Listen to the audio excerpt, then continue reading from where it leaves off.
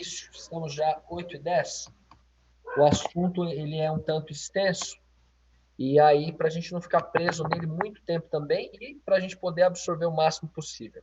Vamos dar início, então? Vou pedir para o meu amigo Francisco orar, por gentileza, meu amigão.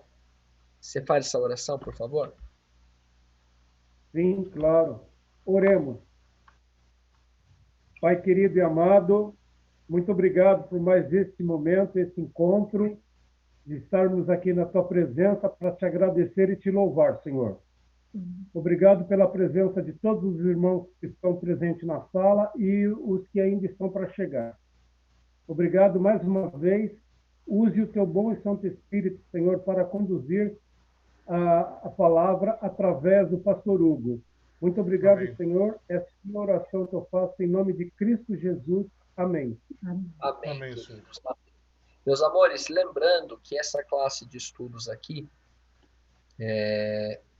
todos falamos, tá? Fiquem à vontade a qualquer momento para abrir o microfone, perguntar, questionar, contribuir, comentar, tá? O tempo todinho fiquem à vontade, tá bom, meus amores? O importante é a gente buscar na Bíblia as respostas. É claro que nesses dias aqui a gente tem estudado profecias, e quando a gente estuda profecias, a gente também precisa recorrer à história, porque a gente vai ver o cumprimento daquilo que foi profetizado olhando para a história. Mas, ainda assim, os símbolos da profecia, a interpretação dela todinha tem que estar baseada na Bíblia. E o objetivo dessa classe aqui é a gente buscar na Bíblia as respostas. E a gente está estudando um tema para lá de complexo, um tema que é muito debatido, muito discutido, e que muitas vezes é mal utilizado, mal. Não vou dizer aqui de maneira mal intencionada, mas existem muitos equívocos em relação a este assunto. Apocalipse 13 fala a respeito da besta que emerge do mar, né? Seria como que alguém dizer o seguinte: então a gente não pode mais ir para a praia, né? Porque a Bíblia está falando que tem um monstro que vai sair do mar. Será que é isso que a Bíblia está falando? De maneira nenhuma, né? Então a gente tem procurado desde o livro de Daniel, a gente começou lá em Daniel 2, aí a gente está percorrendo a Bíblia e aí a gente vai chegar lá em Apocalipse 13 para identificar quem é a besta que emerge do mar. A besta que emerge da terra a gente também pode falar sobre ela, mas veremos por fim qual é a marca da besta, né? Só relembrando, eu acho importante a gente retomar cada vez, visto que a nossa memória, a minha memória, eu não posso falar de vocês, né? Eu preciso da repetição, mas todos nós, a repetição, ela faz parte realmente do aprendizado, né? Então, Cristo disse lá em Mateus 5,17, olha, eu não vim para destruir a lei. Lá em Daniel 7,25, lembrando que o sujeito dessa frase é o chifre pequeno, nós já chegamos nele, é o chifre pequeno que proferiria palavras contra Deus, machucaria os filhos de Deus e tentaria mudar os tempos e a lei. Então, Jesus disse, eu não vim para mudar a lei, mas lá em Daniel 7,25 foi profetizado que alguém tentaria mudar a lei de Deus. Vimos Daniel 2 e encontramos ali o sonho do rei Nabucodonosor, aquela estátua, né, tão importante, na qual estavam ali representados os 4 grandes impérios mundiais desde Babilônia, sendo eles a Babilônia, o Império Medo-Persa, a Grécia e Roma. Vimos que os pés da estátua e os seus dedos, 10 dedos, parte de ferro, parte de barro, simbolizavam um reino que não seria mais um império, mas seria um reino dividido. E quando a gente vai observar o cumprimento na história, esse reino dividido de fato se deu quando 10 tribos bárbaras acabaram com Roma. E alguma dúvida até aqui? Eu estou só dando uma recapitulada, tá? Vocês estão todinhos aí, né? Eu estou aqui do computador. Tudo e aí bem. aqui eu consigo enxergar. Deixa eu ver se tem um jeito de eu enxergar mais gente aqui, ó. Calma aí, só um segundinho. Deixa eu tentar esticar aqui o esquema aqui, ó. Só um instantinho, queridos. Deixa eu encolher aqui. Aí, ó, ficou bom agora, hein? Beleza. De Daniel 2, passamos para Daniel 7. E vimos que Daniel 7 dá sequência, ou melhor, ele pega o que Daniel 2 ensinou, agora com outros símbolos. Não é mais uma estátua que aparece, mas aparecem 4 animais grandes. E esses animais também simbolizam os mesmos impérios lá representados pela estátua de Daniel 2. Vimos que é um leão com asas, simbolizando também Babilônia, é o paralelo com a cabeça de ouro da estátua. Vimos um urso com 3 costelas em sua boca, simbolizando o segundo império, que é o Medo-Persa. Na estátua eram os peitos o peito e os braços de prata, né? Simbolizando esse segundo império. Vimos o terceiro império, que é a Grécia de Alexandre o Grande, simbolizada por um leopardo com 4 cabeças. E aqui, em Daniel 7, perceba que sobre a Grécia é dado mais um detalhe, não é? Assim como também sobre o Império Medo-Persa. Sobre o Império Medo-Persa, fala que ele tinha 3 costelas em sua boca. E a gente vai descobrir, olhando para a história, que essas 3 costelas simbolizavam os 3 reinos que o Império Medo-Persa teve que derrubar, sendo eles a Lídia, a Babilônia e o Egito. Por isso são 3 costelas na boca desse urso.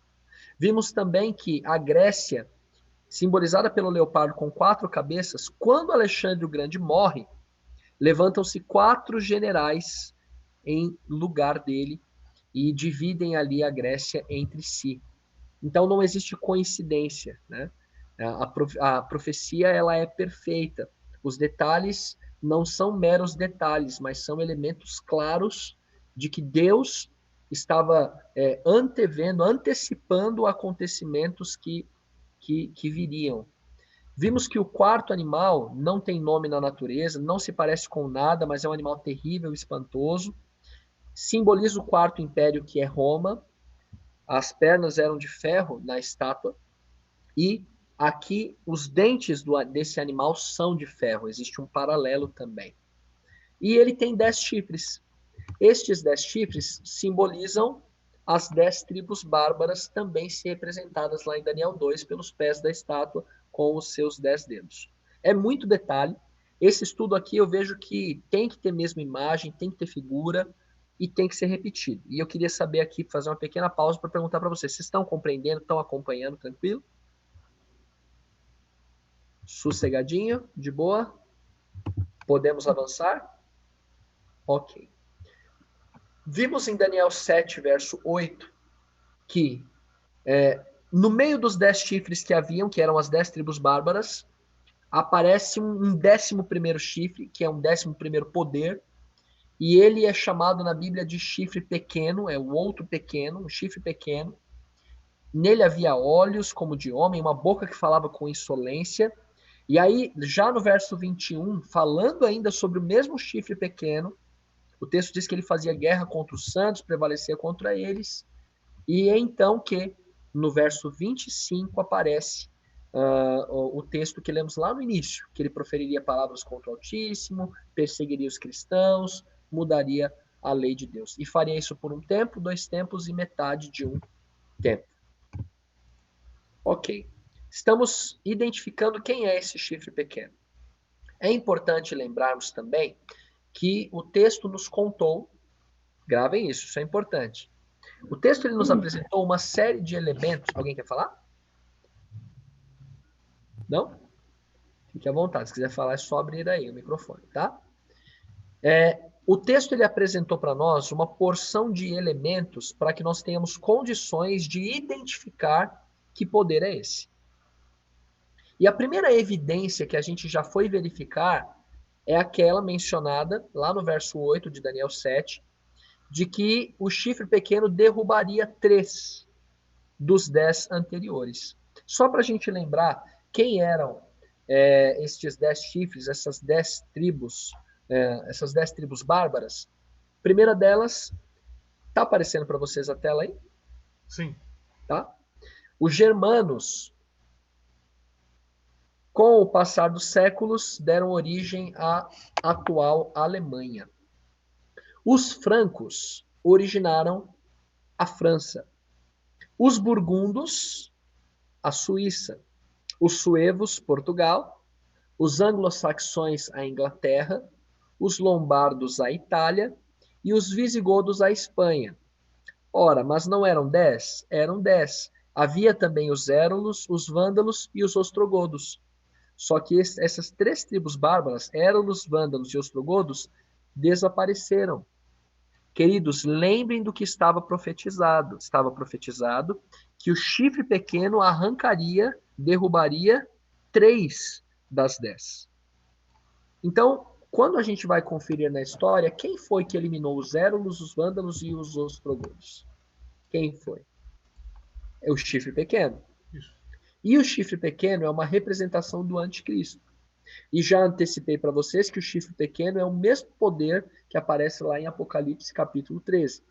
É também o mesmo poder que mudou os tempos e a lei e que fez guerra contra os santos. Vimos pela história que no final do 4º século foi um poder religioso que desejou unificar as tribos bárbaras sob uma mesma bandeira, uma mesma religião. Seria como que a religião do império, sendo que não havia mais um império mundial, mas havia apenas num canto ali de Roma. E os érulos, os vândalos e os ostrogodos se recusaram a participar deste, vamos chamar assim, ecumenismo. Os érulos, os vândalos e os ostrogodos não aceitaram. Agora, como que um poder religioso poderia destruir povos sem ter um exército? Unindo-se a poderes políticos é a resposta. E aí verificamos que no ano 493 os érulos foram expulsos da Itália, porque o Teodorico, que era rei dos ostrogodos, entrou em aliança com esta igreja, com esse poder religioso. Vimos que em 527 um outro líder político se une também à igreja e agora elimina os vândalos. E vimos, por fim, que em 538 é eliminada ali a última tribo bárbara, os ostrogodos, e acontece algo além. É no ano 538, grava essa data, ela é importante. 538 depois de Cristo, que o imperador ele baixa um decreto no qual ele reconhece que o Papa, o líder da Igreja Católica Romana, ele seria o cabeça de todas as igrejas. E que ele também teria autoridade civil. Ele teria o exército de Roma à sua disposição. Isso é impressionante. Perceba que existe aqui uma união entre igreja e Estado. A igreja agora ela tem influência política. O Estado confere à igreja poder político. Complicado isso, não é? E, queridos, essa é a primeira evidência que a gente encontra de quem é o chifre pequeno. E até aqui, a evidência é de que o chifre pequeno é a igreja romana. Alguma dúvida até aqui? Foi até aqui que nós chegamos na ocasião passada. E agora a gente vai para o segundo ponto. Tem uma outra evidência profética, está destacada aqui em branco, Daniel 7, 25. O texto ele vai dizer para nós qual é o período de tempo em que o chifre pequeno agiria mais intensamente. E a Bíblia diz que foi por 1 tempo, 2 tempos e metade de 1 tempo. Só eu estou falando. Ou ninguém está entendendo, ou vocês estão entendendo tudo, hein? Tá tranquilinho aí? Entendendo tudo. Que é isso, hein? Belezinha. Então, vamos entender agora o que é esse 1 tempo, 2 tempos e metade de 1 tempo? Veja. O que é 1 tempo em profecia? Vou pedir, por favor, a Nilza para ler Daniel 11, verso 13. Por favor, querida. Daniel 11, verso 13 é um outro texto está se referindo a outra situação, mas está dentro de Daniel também, e vai contar para nós o que é tempo, quando ele aparece em profecia. Aí sobe o microfone, por gentileza, tá, Nilza, querida? Daniel 11, verso 13. Porque o rei do norte tornará e porá em campo multidão maior do que a primeira. E ao cabo de tempo, isto é, de anos, virá a pressa com grande exército e abundantes provisões. Ok. Portanto, quando aparecem tempos em profecia, o que eles representam? Anos. Um de cada vez, não precisa brigar não, Cada tá? tempo é um ano. Exatamente. Pastor, Tempo simboliza anos. Tempos são anos, ok? pastor, Por que é importante a gente ter essa informação? Porque o texto diz que é um tempo, 2 tempos e metade de um tempo. Então quer dizer que é 1 ano, 2 anos e metade de 1 ano. pastor. 1, 2 e metade. Diga aí, Elias. Então, eu estou aqui com a NVI. Posso ler Certo. ela? Por favor. Pois o rei do norte reunirá outro exército, maior que o primeiro. Depois de alguns anos, voltará a atacá-lo. Isto é, foi direto para anos, né? Não falou de tempo. Foi direto. É isso. Ok, perfeito. Tranquilinho, muito bom, querido. Então, o que é legal dessa tradução da Almeida Revista Atualizada no momento de estudar essa profecia, Elias? É que tem um detalhe que a NVI, que é uma excelente tradução, o tradutor ele quis ser muito direto, só que ele faltou colocar a informação ao pé da letra, que ele dá uma explicação, que é fundamental para a gente saber o que são tempos em profecia. Por isso que é legal a gente ter mais de uma tradução sempre, especialmente quando a gente for estudar a profecia, né? Vamos agora ver o seguinte, Ezequiel 4, verso 7. Chegou aí meu amigo Luciano Pavarotti com o seu vozeirão de tenor, né? Tenor ou Pavarotti? E aí, meus queridos? E aí, lindão, tudo bem? Boa noite, bom. Luciano, Feliz. você já chega lendo para nós aí, por favor? Ezequiel 4, Claro. verso 7, querida. Por gentileza.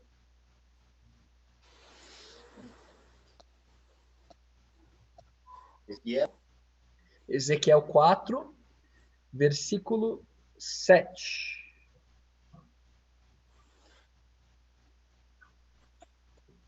Ok. Deixa eu chegar mais perto aqui para captar bem. Belezinha. Estamos ouvindo bem. Vamos lá.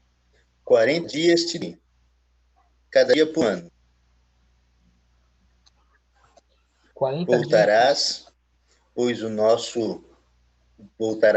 rosto para o cetro de Jerusalém, com o teu braço descoberto, e profetizarás contra ela. Ok.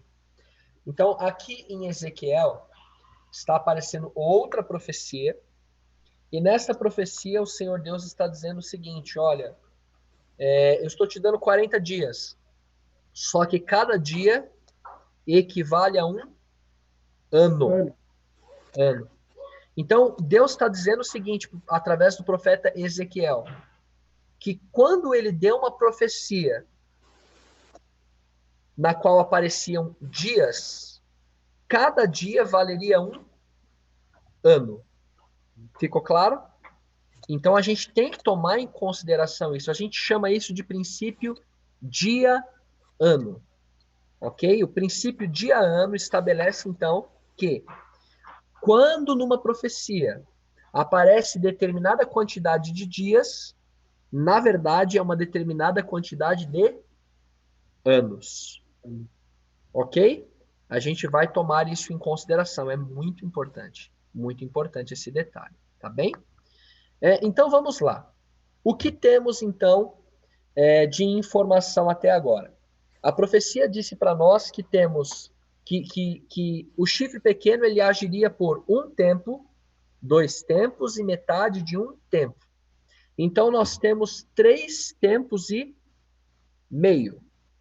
Tranquilo?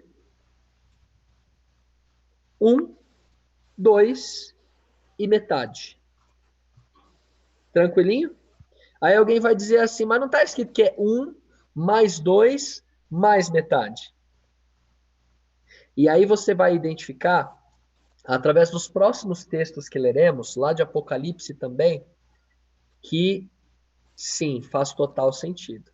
Tá bem? E que simplesmente era a maneira de Daniel falar. 1 mais 2 mais meio. Ele fala 1, 2, meio. Vão somando-se os elementos, tá? Se são 3 tempos e meio e cada tempo vale 1 ano, então eu tenho 3 anos e meio. Ok. Então alguém já, bom de cálculo aí, já deve estar pensando assim, então quer dizer que eu tenho que fazer 3,5 vezes 365, né? Porque o ano tem 365 dias, né? E os anos bissextos, né? Que tem 366 dias. Mas não é nem uma coisa nem outra. O calendário que era usado pelos judeus, o calendário de Daniel, não era baseado no Sol, mas baseado na Lua. E o calendário lunar não tem 365 dias, mas tem 360 dias. Portanto, a conta que deve ser feita é 3,5 vezes 360. E você fizer a continha aí de cabeça ou na calculadora, tem que ser bom fazer de cabeça essa conta, hein? Mas vai dar 1.260 dias. 1.260 dias. Mas lembram do que a gente leu lá em Ezequiel capítulo 4? Cada dia vale 1 ano. Vocês entenderam esse cálculo? A Bíblia falou para nós que o chifre pequeno agiria por 1 tempo, 2 tempos e metade de 1 tempo. São 3 tempos e meio. 3 tempos e meio, na verdade, são 3 anos e meio. Cada ano tem 360 dias no calendário lunar, o que dá 1.260 dias. Mas no princípio, dia-ano, é estabelecido que em profecia, cada dia vale 1 ano. Então, temos 1.260 anos proféticos. 1.260 anos de ação intensa do chifre pequeno. Vamos agora a Apocalipse 13. Estamos avançando, hein? Apocalipse 13, o primeiro verso, eu coloquei aqui só a primeira parte dele, então eu mesmo lerei. Apocalipse 13, verso 1, diz: Vi emergir do mar uma besta. Lembrando que besta tem vários significados aí, mas o que a Bíblia está apresentando é no sentido de animal, né? Vi subir do mar um animal. O que são águas em profecia? Agora eu vou pedir que o Elias leia para nós, por favor, Apocalipse 17, o verso 5. Olha quem chegou aí, a Vera. Vera, querida, boa noite. Vera amada. Cheguei. Que belezura, hein? Tudo bem? Boa noite a todos. Faz tempo que você estava aí ou você chegou agora? Nada, eu estava trabalhando aqui online, esqueci de vida, cada uma aprovação. Ô, Vera, minha linda. Mas eu vou sim. Você vai acompanhar a partir daqui, e aí eu vou mandar para você também os vídeos, tá? Elias amado, você está gravando aí? Sim, estou. Você é fera, hein? Eu vou te encaminhar os vídeos também, tá? Para você não perder o fio da meada. Tudo bem, minha querida? A gente leu Combinado. Apocalipse 13, lemos Apocalipse 13, dizendo, vi emergir do mar uma besta. E agora Apocalipse 17, verso 15, o Elias vai ler para nós, por gentileza. Pois não. Em sua testa havia esta inscrição: Mistério, Babilônia, a grande, a mãe das prostitutas e das práticas repugnantes da terra. Deixa eu ver se eu falei o texto certo. Talvez eu tenha te falado o texto errado. Calma aí. 17:5. Não, é o 15, querido. 17, Ok. 15, por favor. Já vai.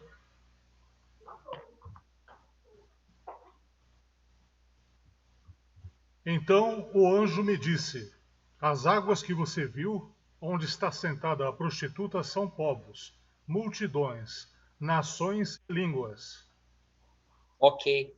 Então, quando lá em Apocalipse 13, primeiro verso, disse assim, João dizendo, olha, eu vi subir do mar uma besta, o mar simboliza, de acordo com o próprio Apocalipse, está dizendo o seguinte, as águas que foram mostradas, elas representam povos, multidões, nações e línguas. Ou seja, quando aparecem águas em profecia, quer dizer multidões, povos, nações, muita gente, muita gente. Tranquilo? Então, quando o texto diz para nós que João viu subindo do mar uma besta, está dizendo que ele viu subindo no meio das nações. Ele viu subindo no meio de muita gente uma besta. Agora, o que é besta em profecia? Daniel 7, versos 17 e 23. Agora eu vou pedir para a Marli e o Caio lerem para nós. A Marli leu 17, o Caio leu 23. Não, mas antes que eu cometa essa injustiça, cadê o Francisco e a Nilza? Cadê o Francisco e a Nilza? Porque eu pedi para a Nilza ler e não pedi para o Francisco ler. Não. Calma aí, Caio e Marli, pera só um pouquinho aí, senão a gente vai arranjar um problema aqui. Francisco Amado, leia para nós Daniel 7, verso 17, por favor. Só abre o microfone, por gentileza, amigo querido. Daniel 7, 17. Ok. Aí, abre. Daniel 7, 17, 23. Três reinos, poderes que exercem domínio. Não. Aqui, o que está escrito aqui na tela não é o texto bíblico, tá? Eu vou pedir para você pegar a sua Bíblia, por gentileza, e ler na Bíblia, por favor. Daniel 7, verso... Aí lê só o 17, por favor. Oi? Estou procurando aqui, pastor. Tranquilo. Aí é o Daniel 7, 17, por favor, querido. Perfeito. Meu caderno. Bom. 7, Ok. 17. É para lá. Estou procurando. Tranquilinho. 13.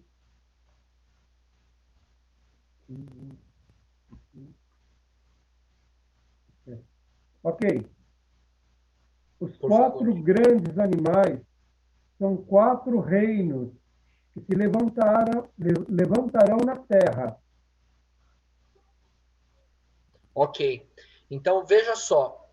Quando o texto lá de Daniel 7 apresentou animais numa profecia, o próprio verso 17 está explicando para nós que esses animais simbolizam reinos. Agora sim, Caio, lê para nós, por gentileza, o verso 23 também.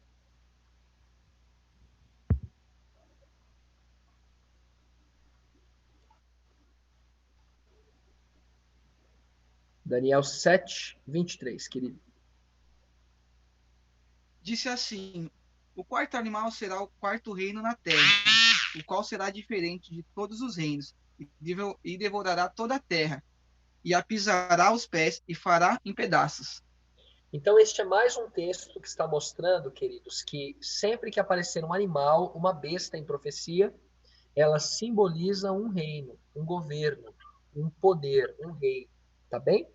Então, vamos já traduzir Apocalipse 13, verso 1, pegando esses símbolos aí. Interpretar, traduzir não, né? Vamos interpretar.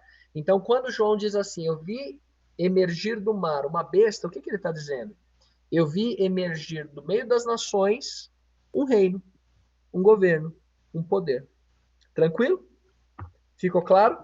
Então, o que é a besta que emerge do mar? É um poder que saiu do meio de muitas nações, que apareceu no meio de muitos povos.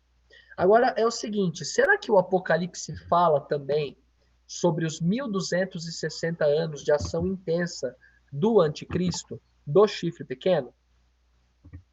Apocalipse 13, nós vamos ler aqui o que a besta que emerge do mar faria. Apocalipse 13, do verso 5 até o 7. Vera, querida, nós estamos nesse estudo identificando quem é a besta lá de Apocalipse 13, a besta que emerge do mar, e vamos, ao final desse estudo, identificar qual é a marca da besta, de que tanto a Bíblia fala. Né? A Bíblia fala e que tanto as pessoas às vezes distorcem. para a gente poder entender. Por que que é importante a gente entender isso? Porque tem tudo a ver com a gente, com os dias que nós vivemos. Tudo a ver com os dias que nós vivemos. A marca da besta, eu posso dizer para vocês que ela já existe. Ela já existe. E já está em processo de imposição. Só uma perguntinha, será que você e eu já temos a marca da besta? Misericórdia.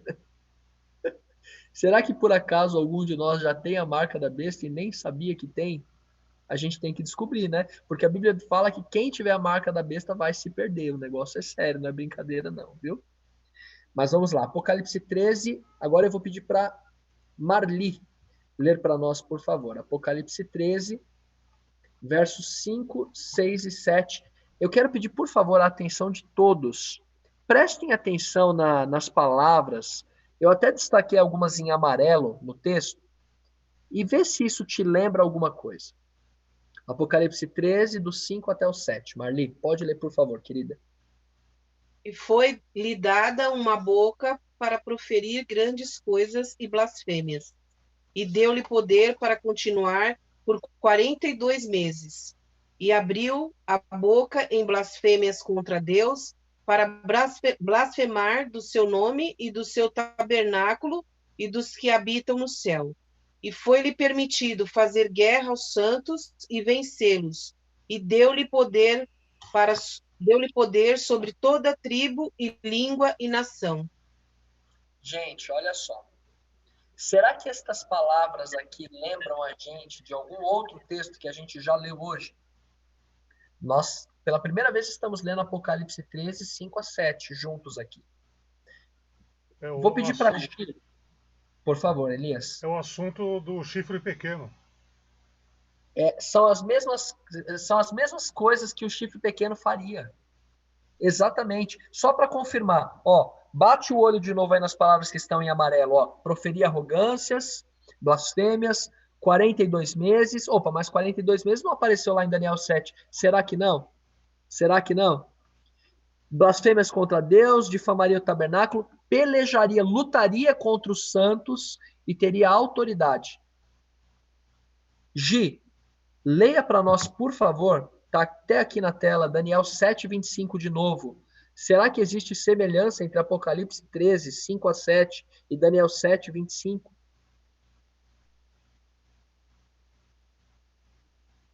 Daniel 7:25. Proferirá palavras contra o Altíssimo, magoará os santos do Altíssimo e cuidará em mudar os tempos e a lei. E os santos lhe darão entregues nas mãos por um tempo, 2 tempos e metade de um tempo. Vocês percebem que com pequenos elementos diferentes, na verdade, o texto está falando sobre o mesmo poder. O mesmo poder. O chifre pequeno, ele simboliza um poder e a besta que emerge do mar simboliza um poder. E, na verdade, é o mesmíssimo poder representado nos dois textos. Então, se você souber quem é o chifre pequeno, você sabe quem é a besta que emerge do mar. E vice-versa. Lembra que eu falei com vocês aqui sobre um tempo, 2 tempos, metade de um tempo, que são 1260 anos? Aqui em Apocalipse 13, falou para nós sobre a autoridade dele para agir durante 42 meses. Faz na calculadora aí, 42 vezes 30. Quanto dá 42 vezes 30?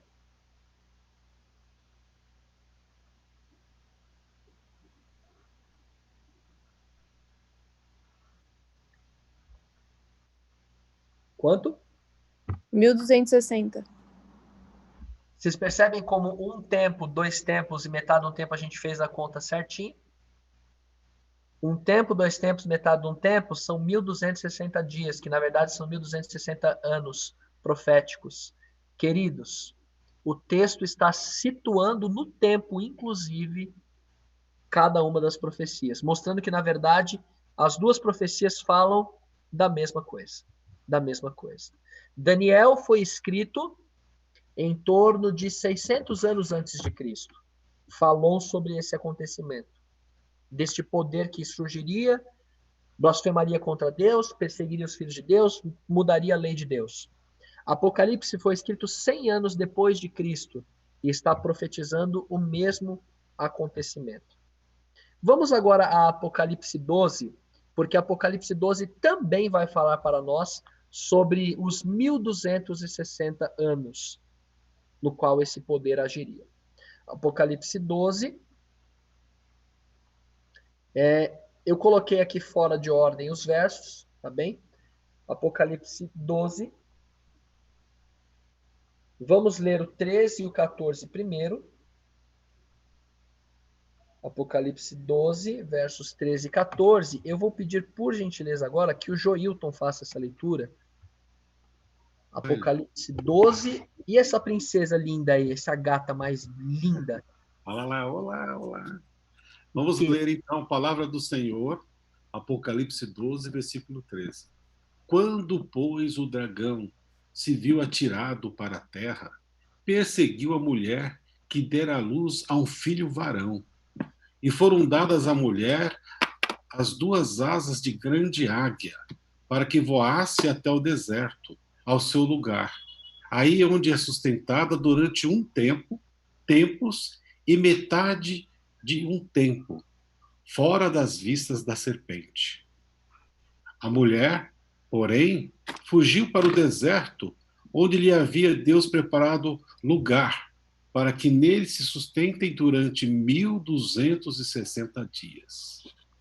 Obrigado, amigo Joilton. Gente, eu não sei vocês, mas eu estou aqui impressionado com o que está escrito. Impressionante. Olha quanta riqueza de informação existe aqui e veja quanta coerência existe na Bíblia. Quando algumas pessoas falam assim, a Bíblia é um livro cheio de incoerências, cheio de contradições. Gente, pelo amor de Deus, quando a gente entra em contato com a Bíblia, a gente vai ver que muito pelo contrário, é perfeita. Perfeita coerência, perfeita coesão entre os textos. A gente vê que é o Espírito Santo quem inspirou.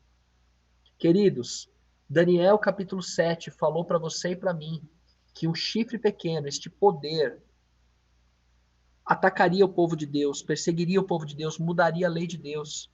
E Apocalipse capítulo 12 está dizendo para nós quem é que está por detrás deste poder. Eu pedi para o Joilton ler a partir do verso 13, mas permitam-me, por gentileza, ler o verso 9 também. Apocalipse 12, verso 9. Vou pedir para a Vera ler. Vera, querida, você consegue ler para nós? Está com a Bíblia aí, Apocalipse 12, verso 9, por favor, querida? Vera? Tá na área?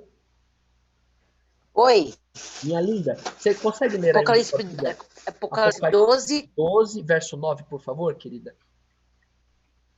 Verso 6, capítulo 6. Capítulo 12, Apocalipse, último livro, Apocalipse, capítulo 12, verso 9.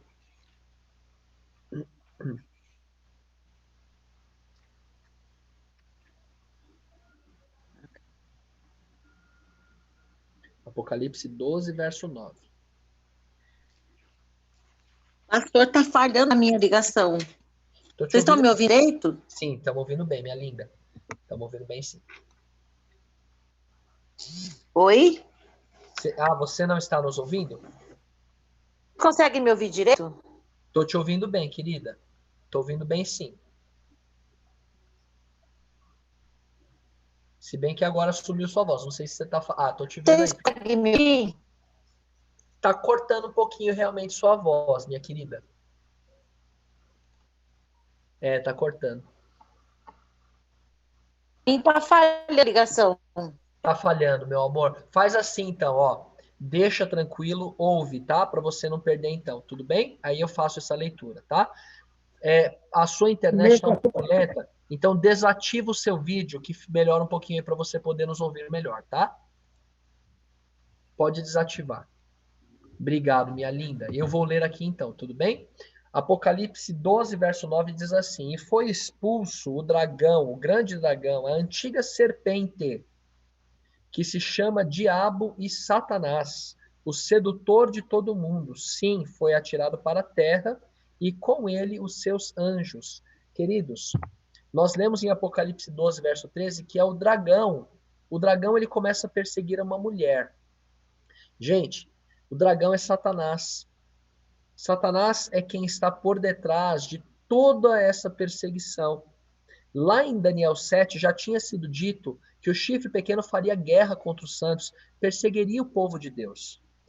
Aqui está dizendo que quem está, na verdade, no controle destes poderes humanos é Satanás. Satanás é quem tem ódio da lei de Deus. Satanás é quem tem ódio do povo de Deus. Satanás é quem tem ódio de Deus. E é ele quem está por detrás do anticristo. É ele quem está movimentando tudo isso. Então esse assunto é muito sério. Agora, o texto aqui, Apocalipse 12, verso 13, que é o que ainda está na tela, vamos pegar os detalhes dele ainda agora. A gente já sabe quem é o dragão. Então o dragão é Satanás. Então quando Satanás se viu atirado para a terra, quem foi que ele perseguiu? A Bíblia fala sobre uma mulher. Quem é mulher? Que mulher é essa em profecia? Vamos recorrer a Efésios 5, verso 23. Efésios 5, versículo de número 23. Eu vou pedir novamente agora a Nilza que leia. A gente já deu uma rodada aqui nos leitores, né? A Nilza leia Efésios 5, 23. O que mulher simboliza em profecia, Nilza? Porque o marido é a cabeça da mulher. Como é o cabeça da mulher. Como também Cristo é o cabeça da igreja, sendo este mesmo o salvador do corpo. Então, olha só, obrigado, querida. A Bíblia traçou um paralelo aqui entre igreja e mulher. Mulher e igreja. E você vai perceber que lá no livro do Apocalipse, aqui no capítulo 12, a gente está lendo sobre uma mulher. Tem uma mulher que está sendo perseguida por Satanás. Esta mulher simboliza uma igreja. Ela simboliza a igreja de Deus. Isso vai ficar para um outro estudo, senão vai ficar muito, a gente vai fugir muito do assunto, tá? Mas lá em Apocalipse 12, logo no comecinho do capítulo, está descrevendo uma mulher pura, uma mulher vestida do sol, com a lua debaixo dos pés, uma coroa de 12 estrelas na cabeça. Essa mulher, ela simboliza uma igreja. Ela simboliza a pura igreja de Deus. A igreja que Jesus Cristo deixou na terra.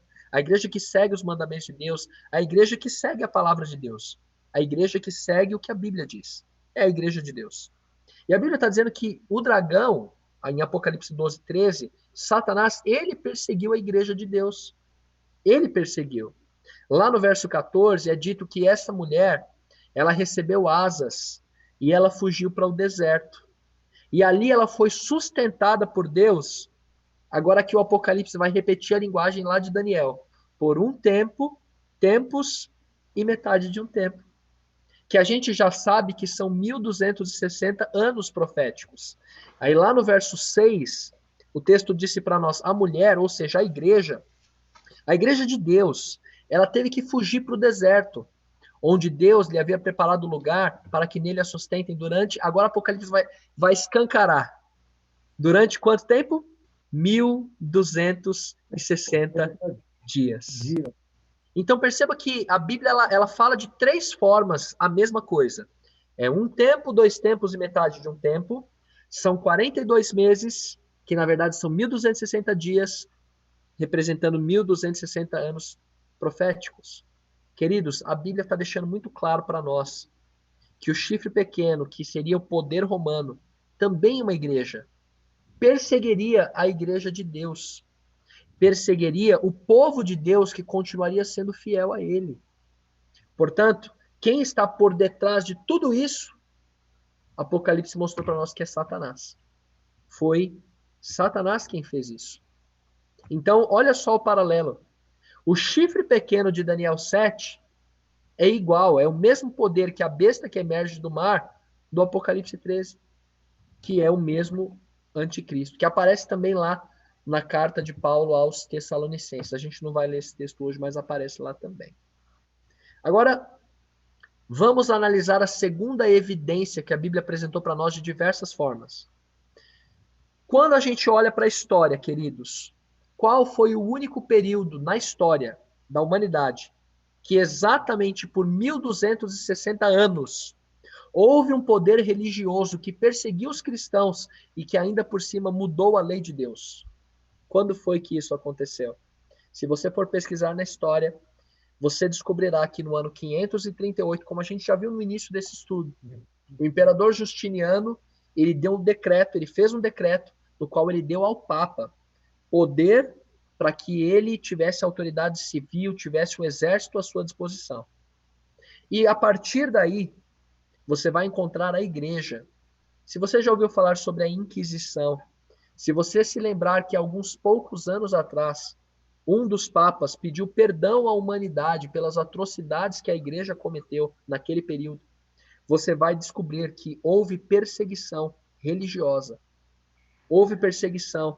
E foi dentro daquele mesmo período que a Igreja Católica alterou também a lei de Deus.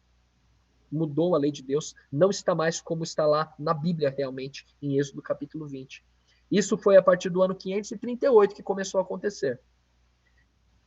Mais para frente a gente vai ver o que aconteceu, tá? Dentro desse período. Detalhes um pouco mais específicos. Mas até quando foi que isso durou?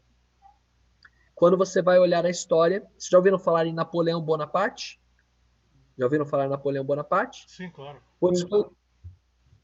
Oi, que ele pode falar, fique à vontade. Ok. Foi no ano 1798 que Napoleão Bonaparte envia ali um general a Roma, um general chamado Berthier, e ele prende o Papa Pio VI. A história conta que ele deu um murro no rosto do Papa e ele levou este Papa para a França, onde ele ficou preso e ali morreu. E isso aconteceu no ano de 1798. E foi no ano de 1798, então, que a Igreja Católica Apostólica Romana perdeu o seu poder civil e não pôde mais perseguir, prender e matar as pessoas que não acreditavam como a igreja exigia que acreditasse. Então isso começou em 538 depois de Cristo e terminou em 1798 depois de Cristo. Não sei se você já teve a curiosidade, mas 1798 menos 538, quanto dá? 1000. 1000? 200. Só 1000? Tem como repetir os números? 1260. 1260. Vera, querida, foi do ano 538 até 1798. Quantos anos tem de 538 a 1798? Exatos 1260 anos. Coincidência, pessoal? Amém. Bizarro. Coincidência? Queridos, não tem como não acreditar que a Bíblia é a palavra de Deus. Não tem como. Eu não vejo como não acreditar. Eu não vejo forma de eu dizer, não, a Bíblia não é a palavra de Deus. Impossível. Tamanha precisão. Queridos, Deus está no controle de todas as coisas. Deus está no controle da história. Mas, como vimos, existe um poder que está contra a Bíblia, está contra a palavra de Deus. Este mesmo poder foi que eliminou os Érolos, os Vândalos e os Ostrogodos. Este mesmo poder é que perseguiu os cristãos por tanto tempo. Vamos parar por aqui. Eu não vou entrar no próximo texto não hoje, tá? Deixa para a próxima ocasião. Mas é este mesmo poder que mudou também a lei de Deus. Quem está por trás dele? O dragão. Quem é o dragão? Satanás. Quem Satanás odeia? Ele odeia Deus. O que Satanás odeia? A lei de Deus. O que é a marca da besta? Bom, a marca da besta tem que ver, então, com algo relacionado a Satanás, que odeia a lei de Deus e odeia Deus. Mas nós ainda não veremos hoje o que é a marca da besta. Vai ficar para a próxima ocasião. Tá bom, meus amores? Alguém ficou com dúvida? Esse é o momento. Podem falar à vontade aí, abrir os microfones. Queria saber qual que é a marca da besta. 666. Não, mas não vai estar marcado na testa, nem no braço. Ok. Eu acho que vai dividir aqueles que são de Deus e os que não são, né? Exatamente, Deus. A gente... Qual é a igreja verdadeira? vai haver uma polarização realmente. Daqueles que pertencem a Cristo, eles têm o selo de Deus, que a gente vai ver mais para frente também. Não é só a marca da besta que existe, não. Existe a marca de Deus também. Aliás, a marca de Deus, ela veio primeiro. Satanás inventou a marca da besta, distorcendo a marca de Deus, o selo de Deus. A Bíblia diz que a marca da besta é colocada na testa e na mão. A gente vai ver o que é isso. A de Deus é colocada só na testa. Interessante. A gente vai descobrir também que a maioria da humanidade já está a caminho de ter a marca da besta. A gente vai descobrir isso, tá bem? Mas vai ficar para o próximo estudo, vai ficar para mais para frente. Sobre o 666, mais até do que em relação à marca da besta, se duvidar, não tanto quanto, sobre o 666, existe muita bobagem que é falada a respeito do 666, viu? Muita bobagem. Muita bobagem mesmo. Inclusive já ouvi em muitos lugares falando algo que não é bíblico a respeito do 666. A gente vai ver com cautela também o que é o 666, tá? De acordo com a Bíblia.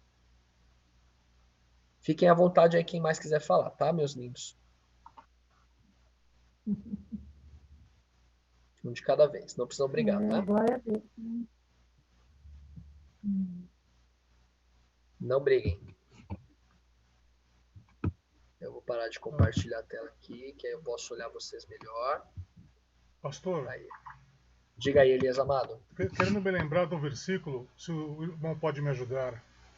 Que Fala aí. Deus revelaria o que há de acontecer a todos os seus. Mais ou menos assim. Né? Sim.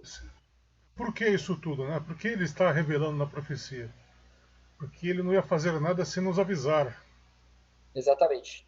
Esse texto que você está mencionando aí é assim, ó, Deus não fará coisa nenhuma sem avisar Isso. aos seus servos os profetas. Deus não fará coisa nenhuma sem avisar os seus servos os profetas. E por isso está escrito. Isso, é Amós capítulo 3. Lê para nós, por favor, querido. Amós capítulo 3, verso 7. Obrigado. Isso Aí mesmo. você já lê para nós também? Amós capítulo 3.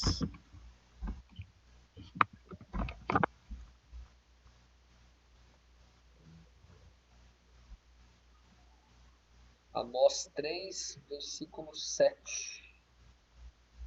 E é espetacular, hein? Posso ler? Por favor, querido. Certamente o Senhor, o soberano, não faz coisa alguma sem revelar o seu plano aos seus servos, os profetas. Como nós somos privilegiados, não é, queridos? Como nós somos privilegiados. Deus está antecipando aqui acontecimentos. Só um pequeno comentário. A gente, através desse estudo, a gente está vendo coisas que foram profetizadas, que já aconteceram, e estão sendo profetizadas algumas coisas que ainda vão acontecer. O que nos garante que o que vai acontecer mesmo, é a gente olhar para trás e verificar que tudo que Deus disse que aconteceria, aconteceu. E a gente tem condições de se preparar de acordo com a palavra de Deus. Diga aí, Joilton amado. Obrigado, pastor, pela parte. Daniel, ele viu todos esses eventos e ele entrou em parafuso. Ele ficou numa situação difícil. Ele não conseguia entender essa quantidade de símbolos, datas. E ele começou a orar, ele jejuou, ele se humilhou diante de Deus. E Deus, ele mandou um anjo, o arcanjo, para explicar. Um professor igual aí, o pastor Hugo, explicando detalhadamente cada parte. Isso é demais, hein? Mas ele chegou assim e disse assim: você é muito amado. Eu recebi a ordem e logo vi. Aí ele disse, depois que ele explicou, deixou bem claro para Daniel tudo que nós estamos estudando, isso é para o tempo do fim. Guarda tudo isso. E por que para o tempo do fim? Porque nós estamos conseguindo ver tudo acontecendo, como o pastor explicou, As datas elas estão uma confirmando a outra. E aquilo que o pastor disse, se tudo aconteceu, precisamente o que virá, virá. O que nós temos que fazer? Cumprir aquilo que o anjo disse para Daniel, multiplicar esse conhecimento, tornar ele realidade na nossa vida. Nós deveríamos estar estudando ou termos esses assuntos com muito domínio. Muitas vezes nós analisamos e ficamos assim vagueando. Veja só a preocupação de Daniel. Ele viu essas coisas todas e ele não se contentou, ele não deixou a sua atividade para outra coisa, ele não viajou, ele não foi fazer uma outra tarefa, ele jejuou e orou. Ele só se aquietou quando Deus revelou para ele tudo. O Elias disse que Deus revelará aos seus servos os profetas, mas nós temos que pedir a revelação, nós temos que pedir a sabedoria e buscar. E ele vai a cada dia acrescentando mais conhecimento, vai acrescentando mais. Toda vez que nós lemos isso, o pastor já deve ter lido várias vezes, eu também já li várias vezes, e muitos de nós, mas quando nós lemos mais olhamos para o nosso cenário, o mundo que nós estamos vivendo e dizemos, a profecia está se cumprindo.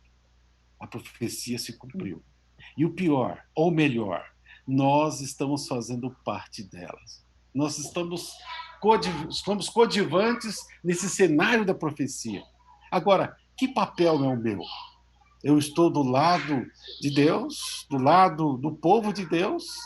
Com certeza, a marca da besta, conforme diz o texto, ninguém vai receber sem saber que recebeu.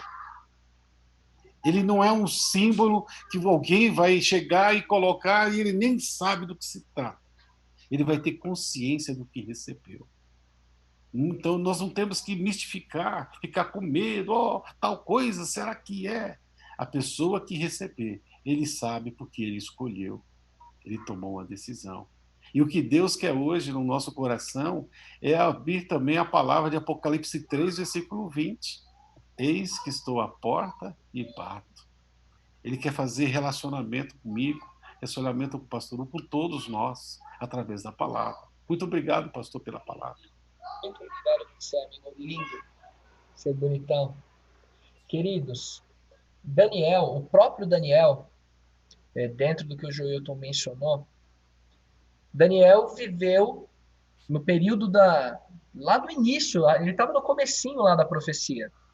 Ele não viveu para ver os acontecimentos. Hoje a gente olha para trás e a gente consegue enxergar o que aconteceu.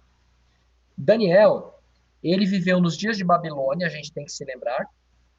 E Daniel viveu para ver e para participar da virada, quando o Império Babilônico caiu e o Império Medo-Persa passou a dominar. Tem uma história espetacular lá em Daniel, é Daniel 5 que aparece a queda de Babilônia. É Daniel 5, não é? 5 ou 6? Deixa eu só ver se é o 5 ou 6. Eu acho que é o... Calma aí. Daniel... Depois leiam essa história, ela é fantástica. É Daniel 5. Daniel 5 conta para nós sobre o momento que caiu Babilônia e passou para o segundo império. Quem era o rei de Babilônia? Era Belsazar. Nabucodonosor já tinha morrido, Belsazar era neto dele, e Belsazar estava dando uma festa promíscua, na verdade era uma verdadeira orgia, um carnaval.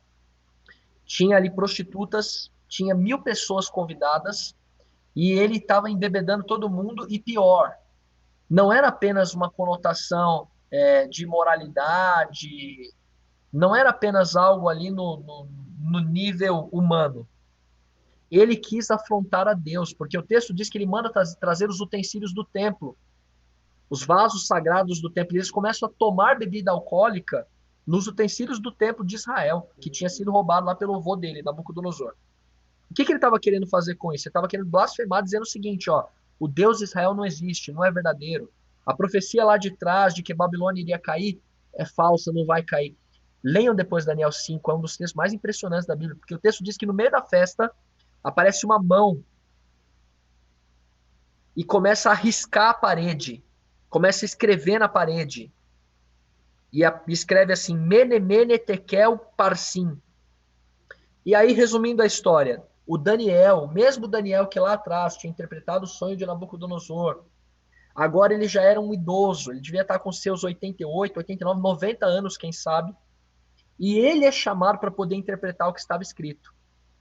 E aí ele interpreta, e ele fala, rei, teu reino acabou, Deus pesou você numa balança, já era. Babilônia caiu, acabou. Nessa mesma noite, Babilônia vai ser destruída. E de fato foi assim que aconteceu. O Império Medo-Persa invade, Ciro, Dario invadem e acabam com Babilônia. Mas o que eu quero destacar aqui dentro do que o Joilton falou? Quando Belsazar recebe de Daniel a interpretação, ele fala assim, Daniel, aliás, antes de Daniel interpretar, ele fala assim, Daniel, é o seguinte, ó, eu quero te oferecer muitos presentes. Olha quantos presentes que eu tenho para te dar. E você vai ser o terceiro no meu reino se você interpretar o que está escrito aí. A resposta de Daniel para Belsazar é assim, ó. Não quero nenhum presente, fica para você. Parece que Daniel estava sendo grosseiro demais com Belsazar. Mas na verdade, sabe o que Daniel estava mostrando aqui? Ele estava dizendo assim para Belsazar, você está me oferecendo o terceiro lugar do reino. Mas Deus, ele já me revelou que Babilônia vai cair. E é agora à noite que Babilônia está caindo. Como que você está me oferecendo o terceiro lugar no reino e eu vou aceitar, sendo que Babilônia nem vai existir mais como império? Então, o que Daniel estava fazendo, queridos? Ele tinha uma clara convicção de que a profecia estava se cumprindo nos dias dele, parte dela. E ele sabia o momento da história em que ele estava. Ele olhou para a profecia e ele sabia que ela estava se realizando nos dias dele. E seria uma besteira ele falar, tá bom, aceito, me dá aqui. Babilônia estava acabando. Babilônia estava caindo. Então ele mostrou o seguinte, eu sei que momento da história eu estou vivendo. E eu penso que fica uma lição para nós. Nós temos que olhar o momento da história que nós estamos vivendo. Essa profecia que estamos estudando agora, a marca da besta, todos esses elementos, eles têm que ver com o nosso dia, o dia que nós estamos vivendo. E a gente tem que viver com seriedade, tratar com seriedade essas questões e saber que a gente não vai ficar aqui para sempre. Não vamos ficar aqui para sempre. É tempo da gente se comprometer com Cristo Jesus, mais do que nunca. Cristo está muito próximo de voltar. Cristo está muito próximo de voltar. E a gente tem que fazer como Daniel. Não nos apegarmos às coisas deste mundo aqui, mas nos apegarmos ao que Deus falou, ao que Deus revelou e no braço forte de Cristo Jesus. Obrigado por deixar eu falar também, Jorge. Eu tô lindão. Mais alguém? Fica à vontade. Fiquem à vontade. Tô vendo o Caio se movimentando aí. Aí sim, hein? Você abriu o microfone. Pode falar. Nunca fez tanto sentido, né? Porque desde pequeno a gente escuta que Jesus está voltando, que o mundo vai acabar. Antes de converter, eu não levava muito a sério, mas você começa a estudar, você se assusta. Você fala assim, será que eu vou ter tempo? Porque a gente está vivendo o tempo do fim, e realmente é verdade. E eu sempre gostei de história. Aí quando você começa a contextualizar, porque até então era um livro, a Bíblia. Quando você começa a contextualizar com os fatos históricos, não tem como não acreditar e querer estudar, sabe? Querer melhorar. Fantástico. Porque tudo se encaixa. Fantástico. Tudo é perfeito. Fantástico. Somando ao que você mencionou, meu amigo, a gente não pode guardar só para nós essas informações. Não podemos. Não podemos. A gente tem que contar. Contar para quem a gente ama, contar para os nossos inimigos, contar para todo mundo. Porque esse mundo aqui está chegando ao fim realmente. A gente tem que se preparar para a volta de Jesus. Está próximo. Muito próximo. Mais alguém? Fiquem à vontade.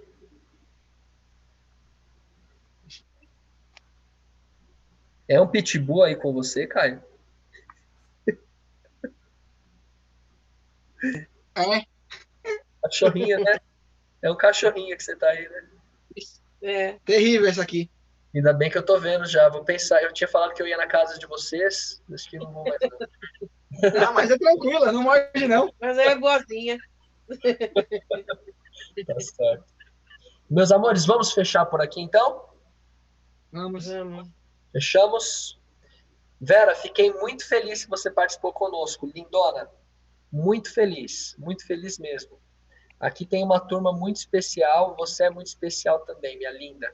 Vamos juntos aí seguir estudando a palavra de Deus. Depois eu vou mandar para você também, disponibilizo aí em vídeo, se perder alguma partezinha aí complementa, tá?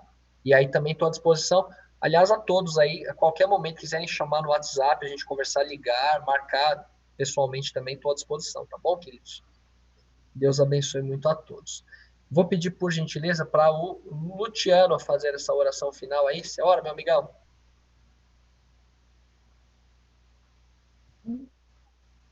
Tá fechado seu microfone.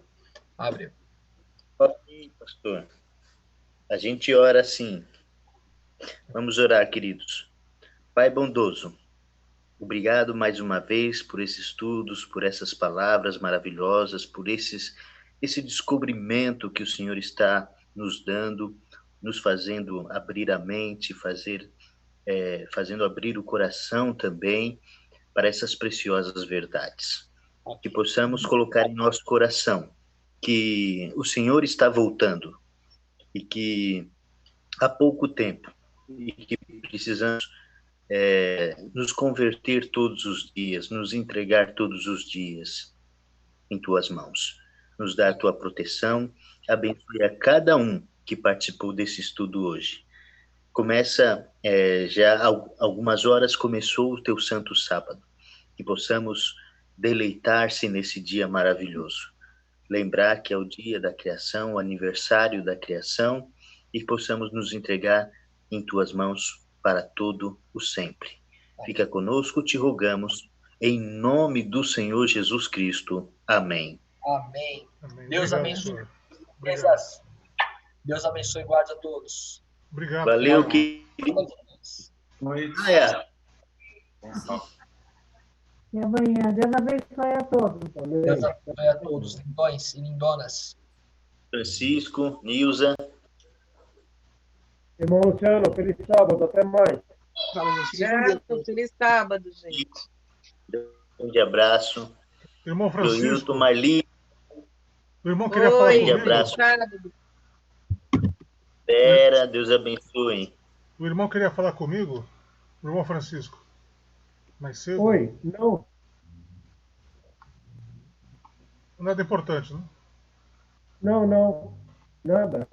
Então tá. Quero falar com o pastor Hugo. Então tá, Pastor, eu vou sair. de... Vou saindo, tá? Tchau, gente. Tchau. Fica com Deus. Tchau, querido. Obrigado. Deus abençoe e guarde. Boa noite. Boa noite. E aí?